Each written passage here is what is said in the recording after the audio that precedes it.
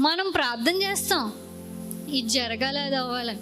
కానీ మన ప్రార్థన చేసినప్పుడు మన హృదయం అలా తెరిచి చూస్తే అన్ని డౌట్లు, అనుమానం.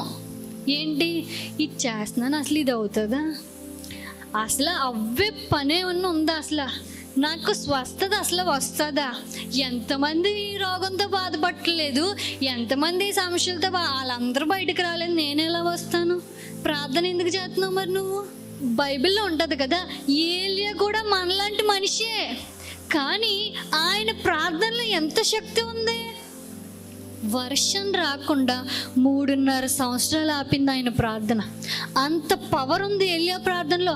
అదే ప్రార్థన మనమో చేస్తున్నాం కదా, మరి మన ప్రార్థనలో ఎందుకు పవర్ ఉండట్లేదు, పని చేయట్లేదు ఎందుకు?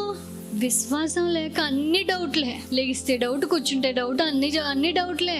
మనం విశ్వాసంతో ప్రార్థన చేస్తే గొప్ప కార్యాలు జరుగుతాయి, ఆశ్చర్య కార్యాలు జరుగుతాయి.